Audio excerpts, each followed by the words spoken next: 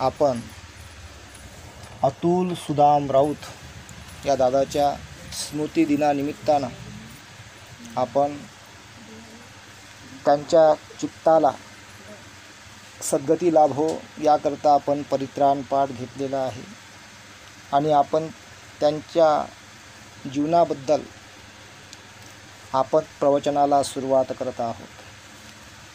तर मनुष्याचं जीवन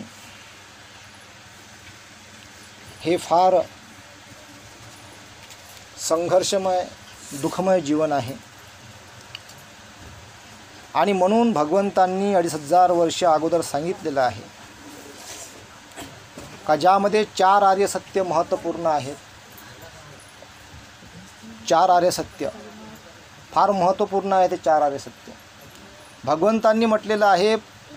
पहिलं आर्य सत्य सांगितलं भगवंतांनी दुःख आर्य सत्य. या दुःख आर्य सत्यामध्ये 12 प्रकारचे दुःख येतात. त्यामधलं पहिलं दुःख येते जातीबी दुःख, म्हणजे जन्म घेणं दुःख आहे. आता जन्म झाला मनुष्याचा, मग काय तर भगवंतांनी जाणलं होतं 2500 वर्ष अगोदर का या जगामध्ये असंख्य मनुष्य प्राणी जन्म घेणार आहे, जन्म होणार आहे.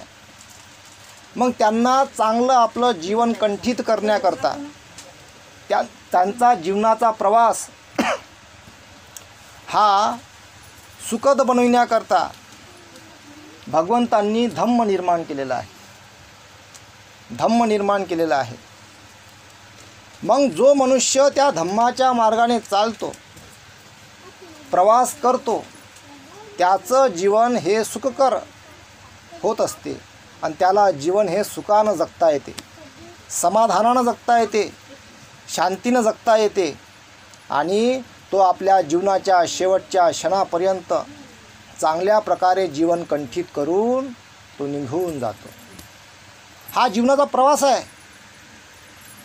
जाती जरा व्याधी मरण हे 4 दुःख, जे पहिलं आर्य सत्य आहे त्यामध्ये हे 4 दुःख. जाती जरा व्याधी मरण. जन्म घेणं दुःख आहे. जन्म झाला त्याला आपण सकारात्मक दृष्टिकोनातून बघतो. मग जरा म्हातारपण येते, म्हातारपण दुःख आहे. मग येते व्याधी, म्हणजे म्हातारपणाला रोग येते, रोग दुःख आहे. आणि मग येते मरण, मरण दुःख आहे. पण आईवडिलांना दुःख तेव्हाच होते सर्वात जास्त का जेव्हा आमच्या अगोदर आमचा मुलगा निघून जातो.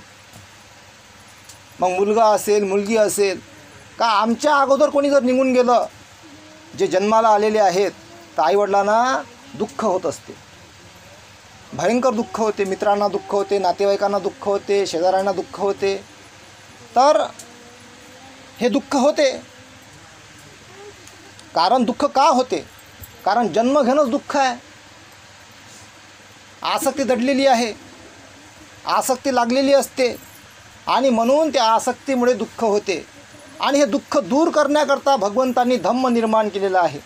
कारण माणसाला आपल्या जीवनामध्ये हा प्रवास करता यावा म्हणून भगवंतांनी धम्म निर्माण केलेला आहे. तर जेव्हा एखादा मनुष्य कमी वयामध्ये निघून जातो तर त्याचे विविध कारणं असतात. कोणाचा ॲक्सिडेंट होते, कोणी आत्महत्या करतो, कोणी बिमारीनं मरण पावते, कोणी वाराधूनमुळे मरण पावते, वाराधूनमुळे काही झाडं वगैरे अंगावर पडले तर, कोणी बिजली कडकली तर मरण पावते, कोणी भूकंपामध्ये मरण पावते. विविध कारणामध्ये लोक मरण पावत असतात. तर भगवंतांनी याचंसुद्धा कारण सांगितलेलं आहे. तर भगवंतांनी कारण सांगितलेलं आहे. दुसरं आर्य सत्य लागते. मग दुःखाला कारण आहे. तर भगवंतांनी 4 महत्त्वपूर्ण कारण सांगितलेले आहे. दुःखाचे मूळ कारण तृष्णा, राग, द्वेष, लोभ आणि मोह. हे जरी तुम्हाला ऐकायला सोपं वाटत असेल, पण याचं विश्लेषण करायला फार मोठं विश्लेषण होते. आता एखादा मनुष्य जर आत्महत्या करत असेल तर यापासून आता जे आपण प्रवचन करत आहोत, पुढे अशा दुर्घटना होऊ नये म्हणून आपण प्रवचन करत आहोत. आणि त्यांच्या जाण्यामुळं नवीन पिढीने किंवा नातेवाईकाने, मित्रांनी, शेजाऱ्यांनी, पाजारांनी सगळ्यांनी काहीतरी बोध घ्यावा म्हणून आपण त्याच्यावर प्रवचन करत आहोत. का आता याच्यानंतर अशा घटना भविष्यामध्ये घडू नये असा आपला हा प्रयत्न आहे. तर मनुष्याचं हे दुःखाचं जे कारण असते राग, द्वेष, लोभ आणि मोह, तर मनुष्य हा आत्महत्या जेव्हा करतो तेव्हा तो रागामध्ये असतो किंवा द्वेषामध्ये असतो किंवा लोभामध्ये असतो किंवा मोहामध्ये असतो. मोहामधून राग उत्पन्न होते, मनुष्य आत्महत्या करते. क्षणिक असते, ते क्षणिक असते, पण मनुष्य निघून जाते. त्यानंतर मनुष्य जेव्हा आत्महत्या करतो, एक तर तो आपल्या मनातील इच्छा, जे दुःख आहे ना, 12 प्रकारचे दुःख, 4 दुःख सांगितले मी, जाती, जरा, व्याधी, मरण. 5वं दुःख येते मनातील इच्छा पूर्ण न होणे, हे 5व्या प्रकारचं दुःख आहे. आता एखाद्या मनुष्याच्या मनातील इच्छा पूर्ण झाला नाही, तो दुःखी राहते. दुःखाला कारण राहते. कारण काय? मोह. मोह कसा असते? लोभ असते अजून, का माझ्याकडे पैसा नाही, धनसंपत्ती नाही, मग माझा मोह तुटलेला आहे. कारण माझं लग्न होत नाही बा, मला लग्न करायचं आहे. कारण माझ्याकडे लोभ येईल, म्हणजे पैसा येईल तर माझं लग्न होईल. माझ्याकडे वावर असलं पाहिजे, माझ्याकडे एखादी नोकरी असली पाहिजे, माझ्याकडे बंगला असला पाहिजे चांगला, माझ्याकडे गाडी असली पाहिजे, तर माझ्याकडे धनसंपत्ती राहील. कारण ह्या भावचक्राचा नियम आहे. एखादी आईवडील जर एखाद्या मुलांना पोरगा देत असेल तर पहिले त्याच्या संपत्ती पाहिजे, गाडी पाहिजे, बंगला पाहिजे, नोकरी पाहिजे, वावर पाहिजे. आजचा काळ आहे तो तसा. मग दुःखाचे मोठं कारण तृष्णा. तर एखाद्या व्यक्तीला जर तो आत्महत्या करत असेल त्याचं कारण आहे का माझ्याकडे संपत्ती नाही आहे, म्हणून तो मग इमोशनल होते. मनातल्या इच्छा पूर्ण झाल्या नाही, हे दुःख आहे. पहा कसं कनेक्शन आहे ते. मनातील इच्छा पूर्ण झाल्या नाही, हे 5व्या प्रकारचं दुःख. मनातल्या इच्छा पूर्ण झाल्या नाही, हे 5व्या प्रकारचं दुःख. मनातल्या इच्छा का पूर्ण झाल्या नाही याचं कारण आहे, दुःखाचं कारण आहे लोभ आणि मोह. हे मला त्यांच्या चेहऱ्यावरून दिसून आलं. त्यांना मोह होता, त्यांना लोभ होता. तो लोभ आपण त्याला चांगलंही म्हणू शकतो. त्याला मोह आणि लोभ का होता? त्यांच्या मनामध्ये दडलेलं होतं का माझं बा लग्न झालं नाही, बरोबर आहे, माझं लग्न होत नाही आहे. आता त्यांचं लग्न का होत नाही आहे? त्यांचं शील तुटलं होतं. सुरा मेरय मज्जपमादठ्ठाना वेरमणी शिक्षापदम समाधियामी. भगवंतांनी मनुष्याला सुखी बनवण्याकरता 5 शीलं दिले होते. त्या 5 शिलाचं पालन करावं लागते आणि त्यातलं महत्त्वपूर्ण शील येते, त्याच्यातून बाकी शीलं तुटतात. मग सुरा मेरय मज्जपमादठ्ठाना वेरमणी शिक्षापदम समाधियामी. मी कुठल्याही प्रकारचं व्यसन करणार नाही. आता त्यांनी व्यसन केलं. व्यसन केल्यामुळे काय झालं? जवळची संपत्ती निघून गेली. मग निराशा, घरी राहणं, त्रस्त असणे आणि त्यापासून मग व्यसनामध्ये अधिक वाहून जाणे, त्यामध्ये धनसंपत्ती गेली. आणि मग अशा एखादा व्यसनी मनुष्य झाला तर मग त्याला कोणी पोरगी देत नाही, मग ते दारूच पेते मनुष्य. म्हणून भगवंत म्हणतात अत्तदीप भव, स्वयंप्रकाशित व्हा. तुमचा उद्धार करायला कोणी येणार नाही. पहा भगवंतांनी किती खंबीरपणे सांगितलेलं आहे, तुमचा उद्धार करायला कोणी येणार नाही. माझा मार्ग, हा धम्माचा मार्ग, हाच तुमचा उद्धार करन. तुम्ही स्वतःचे स्वामी व्हा. काय म्हणतात भगवंत? स्वतःचे स्वामी व्हा, स्वतःचे गुरु व्हा. म्हणजे तुम्ही जर स्वतःचे गुरु झाले तर तुमचा कोणी बालबाका करू शकणार नाही. मग स्वतःचा गुरु कसा असते माणूस? मग त्यानं ह्या 5 शिलाचं पालन केलं पाहिजे, तेव्हा तो गुरु बनते स्वतःचा. काय बनते? स्वतःचा गुरु केव्हा बनते? जेव्हा तो हे 5 शिलाचं पालन करतो तेव्हा तो गुरु बनते. तो गुरुच झाला नाही अजून स्वतःचा. दुसरा कोणी गुरु नसते बनत. तो गुरु झाला, त्याचा गुरु कोण झाला? दारू गुरु झाली. दारूच्या आहारी गेला, नशेच्या आहारी गेला आणि मग त्या नशेनं त्या गुरुनं काय केलं? त्याला संपून टाकलं. जसा गुरु तसा चेला. त्या गुरुनं काय केलं? नशिली गुरुनं त्याला संपून टाकलं. त्याची मग त्याला इमोशनल, त्याचं मग ते टेन्शन, चिंतन, त्याचं मग त्याच्यामध्ये डुबून जाणे. तसा त्यांचा स्वभाव फार चांगला होता, ते इमोशनल होते, पण ते विचार करायचे आपल्या जीवनाबद्दल. माझं कसं होईल, माझं काय होईल, माझं अजून लग्न झालं नाही बा, एवढं माझं वय वाढलं. आता ते असे राहू शकले असते कदाचित एकटे, पण धम्माचा अभाव. लग्न करणे म्हणजे जीवन सार्थक असते का?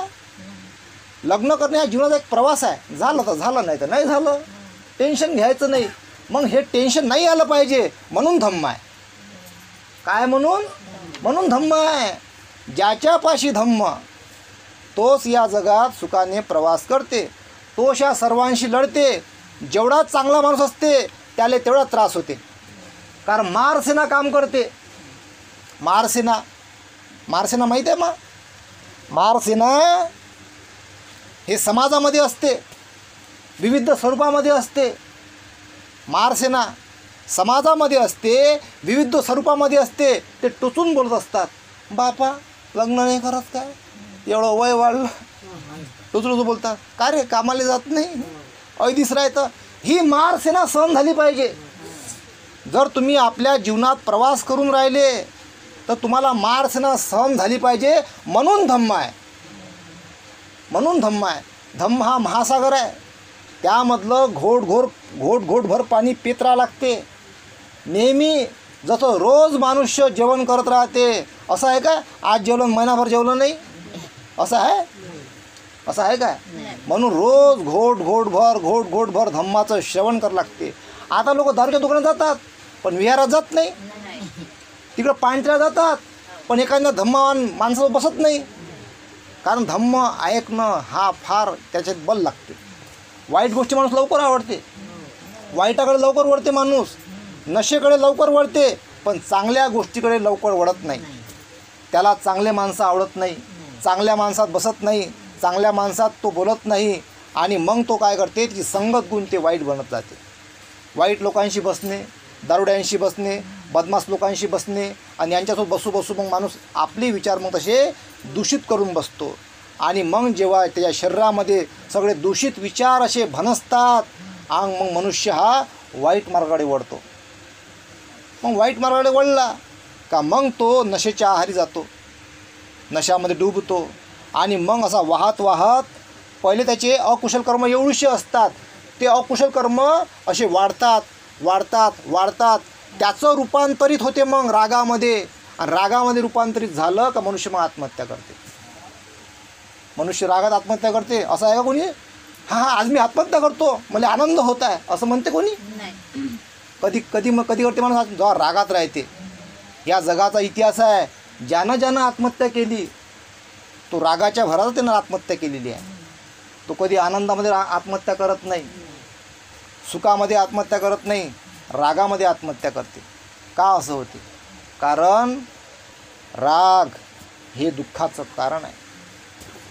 म्हणून भगवंतांनी हा धम्म तयार केलेला आहे. या 4 आर्य सत्यामध्ये तिसरं दिलं आहे भगवंतांनी आर्य सत्य, दुःख दूर करता येते. बघा, भगवंतांनी असं सोडलं नाही, भगवंतांनी अधिक संशोधन केलं.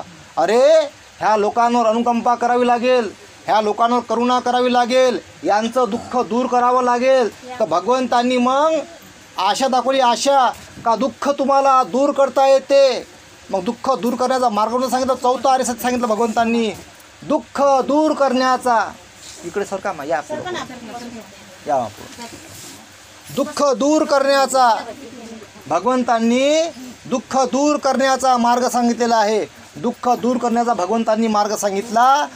आर्य अष्टांगिक मार्ग, सम्यक दृष्टी, सम्यक व्यायाम, सम्यक कर्मांत, सम्यक आजीविका, सम्यक स्मृती. याला मी आता सोप्या भाषेमध्ये तयार केलेलं आहे याचं विश्लेषण. ते तुम्हाला मी आता हे वर्षात संपल्यानंतर शिबिर घेणार आहोत आपण एक दिवशी एका गावामध्ये. हे आत्महत्या थांबवायची आपल्याला, आत्महत्याने झाल्या पाहिजे. घरामध्ये कोणी महिलानं, कोणत्या मुलीनं, कोणत्या आईनं, कोणत्या भगिनीनं आत्महत्या नाही केली पाहिजे. म्हणून आपण याच्यावर काही आता आपलं एक दिवशी शिबिर घेणार आहोत. त्यांचं आपण बल वाढवणार आहोत. त्यांना आपण धम्मातल्या बारकाव्या सांगणार आहोत का जीवन हे सुखकर कसं बनवायचं, जीवनामध्ये संघर्ष करून धम्माच्या मार्गाने कसं जगायचं. हा मार्ग आपण त्या एक दिवसीय शिबिरामध्ये सांगणार आहोत. कारण आताचा जो काळ आहे, कारण भगवंतांनी सांगितलं होतं आता जो काळ आहे या काळामध्ये भगवंतांनी जेव्हा म्हटलेलं आहे का जन्म घेणं दुःख आहे. पुऱ्या जगातली लोकसंख्या वाढली लोकसंख्या. जन्म घेण्यातलं तृष्णेमुळे जगातली लोकसंख्या वाढली, भयंकर लोकसंख्या वाढली. पृथ्वी तेवढीच आहे, पृथ्वी मोठी होऊ राहिली काय, तेवढीच पृथ्वी आहे. उत्पन्नाचं प्रमाण तेवढंच आहे, जेवढं 2500 वर्ष अगोदर होतं तेवढं आज आहे, बरोबर आहे. आता काय झालं, लोकसंख्या वाढली, खाणारे वाढले, उत्पन्न झालं कमी आणि म्हणून त्या उत्पन्नाचे वाढले भाव वाढले, नियंत्रण बिघडलं सगळं, महागाई वाढली, बेरोजगारी वाढली, त्यानंतर वातावरण बिघडलं, निसर्गाची हानी झाली मोठ्या प्रमाणात. ह्या सगळ्या हानीला कारण काय आहे? राग, द्वेष, लोभ, मोह ह्या 2 कारणं सगळ्यात मेन ह्या निसर्गाच्या हानीमध्ये आहे. कसे माहीत आहे का? माणसाला वाढला लोभ, लोक लागले झाडं तोडायले, झाडं तोडले का इकले लाकडं, झाडं तोडले का इकले, वृक्ष कमी झाले, प्रदूषण वाढलं, त्यामुळं गरमी वाढली. आता आजपासून 30-40 वर्ष अगोदर पंखा लावायची गरज नव्हती, थंड राहे वातावरण, मस्त झर्र हवा आहे, झाडाखाली मस्त झोप लागे सुखाची. लोक गरीब होते पण चटणी भाकर खाऊन खुश होते. आपला सुखाचा संसार आहे मस्त, काही टेन्शन राही नाही. आता तुम्हाला टेन्शन सहन नाही होत, निसर्गाची हानी झाली, ऑक्सिजनचं प्रमाण कमी झालं, बिमाऱ्या वाढल्या, BP हाय, BP लो, डोळ्याचा आजार, कमरीचा आजार, हार्टचा प्रॉब्लेम, पोटाचा प्रॉब्लेम. खानपानामध्ये बदल झाला, तुम्ही सगळे केमिकल खाऊ राहिले, जहर खाऊ राहिले. पहिले तर जेवण ओरिजिनल होतं, पहिल्याच्या अन्नाले काही चव होती, आताच्या अन्नाले चव नाही, यानं बिमाऱ्या वाढल्या. मग बिमाऱ्या वाढल्या तर दवाखान्यात पैसा चालला. ते पहिलेचे डॉक्टर आतापेक्षा पहिलेचे जास्त डॉक्टर काही इमानदार होते, प्रामाणिक होते आणि पैसे नसले तरी इलाज करून टाके, फुकटामध्ये इलाज करे, कोणी पैसे घेत नव्हते, कमी पैशामध्ये इलाज करे. आता आहे का असं? आता बिमार पडले पहिले पैसे जमा करा म्हणते. आता 100रातले 95 डॉक्टर काही फक्त कमर्शियल झाले, फक्त पैसा कमवायचा आणि भयंकर bill, 50,000 bill, 1 lakh bill, 5 lakh bill. आता गरिबांनी द्यायचं कुठून? अशा कंडिशना निर्माण झाल्या फक्त कशामुळे? लोभामुळे, निसर्गाची हानी केल्यामुळे, खानपान बदलल्यामुळे भयंकर प्रमाणात रोग वाढले, हानी झाली. आणि म्हणून या सर्व बाबी आता आपल्याला दूर करायच्या आहे. आज दूर करायच्या आता म्हणजे एकाचं काम आहे का? हे दोघांचं काम आहे का? हे सामूहिक काम आहे. ज्या गावामध्ये, ज्या परिसरामध्ये जास्तीत जास्त जागा खाली असेल तिथं जास्तीत जास्त वृक्षारोपण करा. आपण काय करतो? मला खा लागते काय, मी काय लावू झाड? ह्या अधम्म होय. तुम्ही दान पारमी म्हणते याला, तुम्हाला जर झाड लावा ते दान पारमी झाली. झाड लावा, स्वतः खाले भेटो की न भेटो, तुम्ही दान करा ते झाड लावा, ते झाड मोठं होईल, त्या झाडाचे फळं कोणीतरी खाईल ना, त्याचं कुशल कर्म तुम्हाला भेटेल, तुमची हानी होणार नाही. काय कोणती हानी होणार नाही? तुमच्या जीवनामध्ये दुःख येणार नाही, दुःख कमी होईल एक झाड लावल्यामुळं. अधिक झाडं लावा, जिथं जागा आहे खाली त्या जागेमध्ये तुम्ही झाडं लावा, त्यानं तुम्हाला ऑक्सिजन भेटन, तुमच्या बिमाऱ्या कमी होईल, वातावरण चांगलं होईल. हे जो धम्म आहे ना, हा व्यापक असा काम करतो. हा फक्त ऐकण्यातून काम करत नाही, याला आचरणामध्ये आणून कृतीमध्ये उतरावं लागते धम्माला. धम्म हा निसर्गामध्ये दडलेला आहे. जेव्हा चांगलं शुद्ध वातावरण निर्माण होईल, तुमचं अर्ध टेन्शन कमी होऊन जाईल, डिप्रेशनचं. मग नवरा कितीही बोलला तर टेन्शन तुम्हाला सहन होईल, कारण ऑक्सिजन तुम्हाला भेटू राहिलं. बायको कितीही बोलली तर नवऱ्याला सहन होईल, कारण ऑक्सिजन तुम्हाला भेटू राहिलं. ऑक्सिजनच्या अभावामुळं जर तुम्हाला दुःख वाढलं तर तुमचं दुःख कमी कोण करते? मी त्याच्यावर एक पुस्तक लिहिलं छोटंसं. दुःख कमी माहिती कुठं होते? जिथं निसर्गाचं वातावरण असन, वाहणारी नदी असन, झाडं असतील, किंवा ऑक्सिजन जास्त प्रमाणात भेटत असेल तुम्हाला हवा, तर तुमचं काही अर्ध दुःख कमी होते निसर्गाच्या सानिध्यामध्ये. जिथं प्रदूषणवालं वातावरण आहे, दुप्पट प्रदूषण आहे, तिथं तुम्हाला काही जर तुम्ही दुःखाचं ऐकलं तर तुम्हाला टेन्शन अधिक वाढते. निसर्गामध्ये धम्म दडलेला आहे आणि ह्या सगळ्या बाबी आपल्या एकामेकांशी जुडलेल्या आहेत, एकामेकांशी जुळून आहे. आणि म्हणून हे दुःख दूर करण्याला सम्यक दृष्टी तुमच्याकडे आली पाहिजे. मग सम्यक दृष्टी काय आहे? सम्यक दृष्टी हे तुम्हाला चांगलं करण्याची प्रेरणा देते. तुम्ही प्रत्येकडे चांगलं केलं पाहिजे, माणसं जोडले पाहिजे, चांगल्या दिशेने वाटचाल केली पाहिजे. आणि जेव्हा तुम्ही चांगल्या दिशेने वाटचाल करता तेव्हाच हे तुमचं दुःख कमी होत राहते. आता मी जेव्हा प्रवचनामध्ये बऱ्याच ठिकाणी सांगत असतो का समाजामध्ये जर अर्धी गरिबी दूर करायची असेल तर गरिबी माहिती काय दूर होते? श्रीमंताचा पोरगा जर तो नोकरीवर आहे, घरचा श्रीमंत आहे, त्यानं गरिबाच्या पुरुषावर लग्न केलं पाहिजे, शिकल्या सवरल्या त्याच्याबरोबर शिकलेली आहे ना गरिबाच्या घरामध्ये, आहे नाही काय? आणि जे श्रीमंताची पोरगी आहे, जी पैसेवाली आहे, नोकरीवर आहे, तिनं गरिबाच्या पोरासोबत लग्न केलं पाहिजे. हा धम्म होय. याला म्हणते धम्म. समाजामधली गरिबी दूर करणे, समाजामध्ये हा जो गरिबी आणि अमीरचा जो दर तयार होऊ राहिला हा दूर करणे, हा धम्म होय. तेव्हा त्याच्या भाषणाला अर्थ आहे. नाही ते श्रीमंत लोक स्टेजवर जाऊन मस्त भाषण ठोकतात, स्वतःची नोकरीवाली पोरी गरिबाला देत नाही. मग काय कामाचं यायचं भाषण? गेलं वाया. हा, आपला श्रीमंत पोराचं लग्न गरिबाच्या पोरासोबत करत नाही, मग कायचं यायचं भाषण? काही कामाचं भाषण नाही. तर त्या श्रीमंताच्या पोरानं अशी तुम्ही कारण त्याच्या डोक्यात लहानपणापासून पेरणी केली पाहिजे, बाबू आपण श्रीमंत, तुला गरिबाच्या मुलीशी लग्न करायचं आहे. कारण बाबासाहेबांची चळवळ पुढं गेली पाहिजे, आपल्या समाजातली गरिबी दूर झाली पाहिजे. आणि जो श्रीमंत बाप आहे त्यानं आपल्या पोरीला शिकवलं पाहिजे, तुला आपल्याच बरोबर शिकला सवरला पोरगा गरीब घरचा करायचा आहे. कारण हे चळवळ पुढे गेली पाहिजे. यामुळं काय होईल? समाजातल्या अर्ध्या समस्या निपटून जातील, आत्महत्या थांबून जाईल, दरिद्री कमी होईल, दुःख कमी होईल. आणि मग जो राहिला सुरा समाज आहे, जो गरीब राहिलेला आहे, त्यांना हे शिकवलं पाहिजे, जेव्हा तुम्ही बनले चांगले, तुम्ही समाजातल्या घटकामध्ये जाऊन काम करा, गरीब मुलामुलींसाठी काम करा, त्यांच्या गरजा समजा, त्यांना पुस्तकं घेऊन द्या, त्यांना दप्तर घेऊन द्या, त्यांना चांगलं शिकवा, त्यांना घडवा, त्यांना चांगलं मार्गदर्शन करा. हे कर्तव्य यांचं आहे. हे आपलं कर्तव्य विसरले आणि माझं घर, माझं दार, माझे लेकरं आपल्या श्रीमंतीमध्ये खुश आहेत. आणि म्हणून समाजामध्ये मोठ्या प्रमाणात गरिबी वाढली, दरिद्री वाढली, मुलांची आत्महत्या होऊन राहिल्या, बेकारी वाढली आणि त्यामुळं नवीन पिढी येणारी व्यसनाकडे चालली. जबाबदार हे पण आहेत. 100तले 95% श्रीमंत समाज जो आपल्या समाजामधला आहे, 95% शिकला सवरला समाज जो श्रीमंत झालेला आहे, तो 95% काम नाही करू राहिला. फक्त 5% लोक, फक्त 5% लोक जो समाजामध्ये आहे, असू द्या, जो समाजामध्ये आहे तोच फक्त श्रीमंत वर्ग प्रामाणिकपणे काम करू राहिला. त्यांना मी धन्य मानतो. त्यांचं वंदन करण्याला एक लोक आहेत ते, जे 5% लोक आहेत ते काम करू राहिले, प्रामाणिक लोक आहेत ते, श्रीमंत ते काम करू राहिले.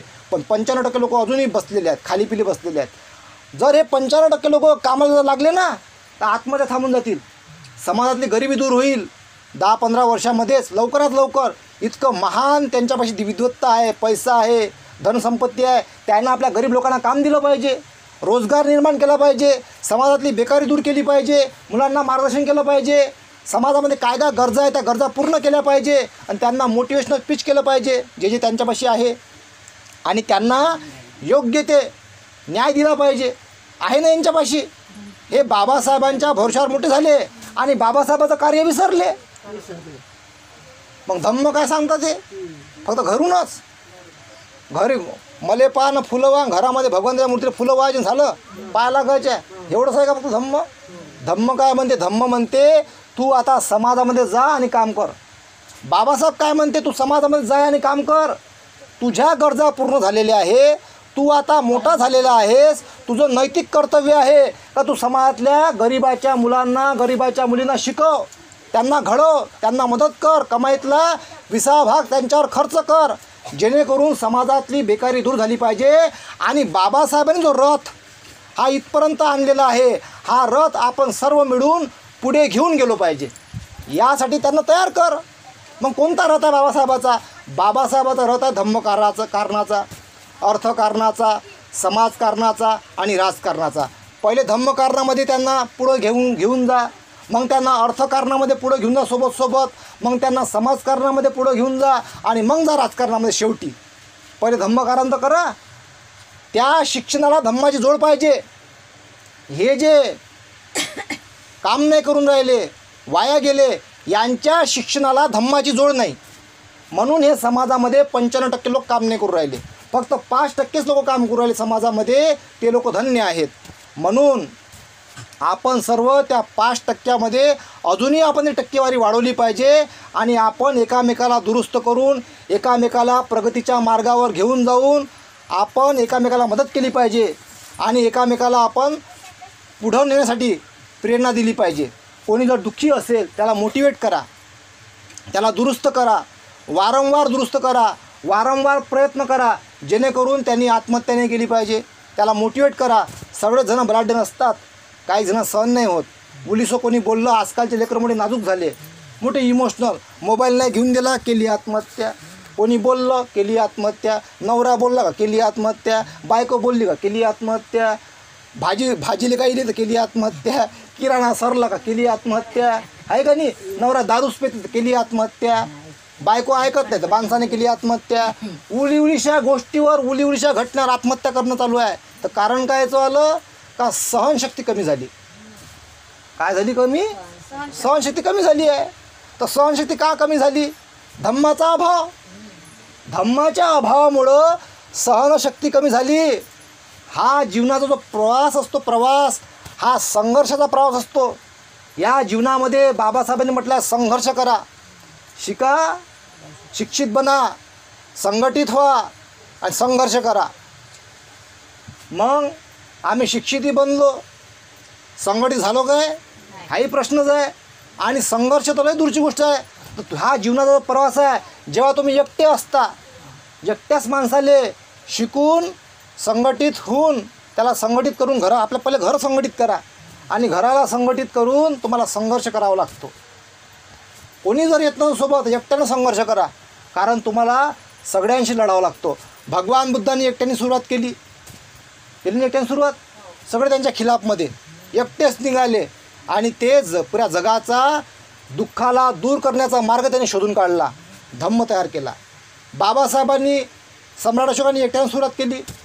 त्यांनी 84,000 विहार, स्तूप, स्तंभ, लेण्या निर्माण केल्या, चैत्यगृह निर्माण केले सम्राट अशोकांनी. बाबासाहेबांनी एकट्याने सुरुवात केली. त्यांनी भारतात संविधान लिहून टाकलं. त्यांनी संघर्ष केला, भयंकर अपमान सहन केला आणि या भारतात संविधान लिहिलं. शिक्षण शिकले, विद्वत्ता हासिल केली, फॉरेनमध्ये गेले, फॉरेनमधून शिकून सरून परत आले आणि लोकांसाठी कार्य केलं. आता आहे का असे? आता फॉरेनले गेले का, फॉरेनलेच राहिले, स्वतःसाठी. समाजाला विसरले. म्हणून तुझे गाणं बनलं ना, तुझ्या हाती तूप आलं, तुझ्या हाती साय, समाजाचं काय रे गडा, समाजाचं काय. तर समाजाला विसरले ते. त्याच्या हाती मस्त तुपाची रोटी खाऊ राहिला, मस्त आपल्या सुख आहे, सुखी आहे, फक्त भगवान पाया लागते, काम काही करत नाही, जेवते, मस्त खुश राहते. मरण म्हणते काय करावं लागते मला, माय लेकरं होय काय. मग बाबासाहेब कोण होते? बाबासाहेबांनी कसं कार्य केलं? बाबासाहेब हे प्रामाणिक होते. बाबासाहेब हे प्रामाणिक होते, स्वाभिमानी होते. त्यांना आपल्या कर्तव्याची जाणीव होती. आज कर्तव्याची जाणीव नाही आहे लोकायले. आज कर्तव्यापासून भटकलेले आहेत, म्हणून 95% काम नाही करू राहिले, 5% काम करू राहिले. हे कर्तव्याची जाणीव आपण निर्माण केली पाहिजे. या जाणीवेसाठी आज आपल्याला फार बारकाईनं, फार एकत्र राहून काम करण्याची गरज आहे. जेणेकरून जसं आज दादा आपल्यातून निघून गेले, हे फार चळवळीचं नुकसान आहे. जर ते व्यसनाकडे गेले तर हे नुकसान आहे. त्यांनी जर आपला जीव संपवला, हे नुकसान आहे चळवळीचं.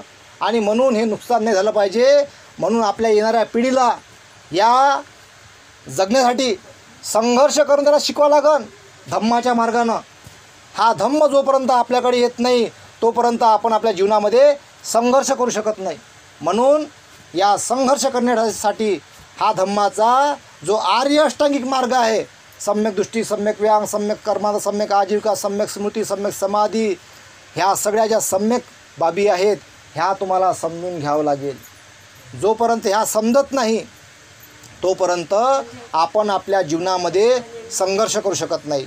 आणि म्हणून भगवंतांनी 2500 वर्ष अगोदर मनुष्याला सुखी बनवण्याकरता 5 शीलं दिलेले आहेत. पंचशील याचं काटेकोरपणे पालन आवश्यक आहे. त्यानंतर पती पत्नी हे चांगले बनावे, त्यांच्या जीवनामध्ये चांगलं जीवन त्यांना कंठित करावं. तर मग भगवंतांनी अष्टशील दिलेले आहेत. तुम्हाला महिन्यातून 4 दिवस, पौर्णिमा, अमावस्याच्या 1 दिवसा अगोदर आणि 2 अष्टमीला तुम्हाला उपवासात व्रत ग्रहण करावं लागते. पती पत्नींना भगवंतापुढे याचना करून अष्टशील ग्रहण करायचं आणि उपवासात पकडायचं, हे तुम्हाला करावं लागते. आणि आपल्या मुलांनासुद्धा हे शिकवायचं. जेणेकरून यापासून काय होते माहिती आहे फायदा? सहनशक्ती वाढते, आपल्यामध्ये बल निर्माण होते, आयु, वर्ण, सुख आणि बलाची प्राप्ती होते. हे खूप बारीक बारीक गोष्टी आहेत. हे तुम्ही जेव्हा जेव्हा उपवासात पकडसाल तेव्हा तेव्हा तुम्हाला सगळ्या ह्या बाबी समजल. भगवंताच्या धम्माचं पालन केल्यामुळे तुमचा घरातला 50% खर्च वाचतो. ज्याला समजून घ्या 10,000चा किराणा लागत असन त्याला 5,000चा किराणा लागते भगवंताचं ऐकलं तर. ज्याला 5चा किराणा लागते त्याला 2.5चा लागन. म्हणजे तुम्हाला 50% हा घरचा खर्च धम्माच्या प्रवासामध्ये जगल्यामुळे तुमचा 50% खर्च हा धम्मामुळे जगल्यामुळे वाचते. इतकं बल आहे. कसा वाचते हे तुम्हाला त्या शिबिरामध्ये मी तुम्हाला शिकवीन, अधिक तुम्हाला बारकाईनं सांगीन. इतकं ह्या धम्मामध्ये बल आहे, इतक्या धम्मामध्ये चांगलं सुख आहे, शांती आहे, समाधान आहे, हे आपल्याला समजून घ्यावं लागेल. तर आपण दादाच्या चित्ताला सद्गती मिळावी आणि सद्गती मिळावी अशी आशा बाळगतो. आणि येणाऱ्या भविष्यामध्ये अशा दुर्घटना होऊ नये त्यासाठी आपण हे प्रवचन केलेलं आहे. हे प्रवचन आपल्याला समजलं असेल अशी मी आशा बाळगतो आणि इथेच थांबतो. साधू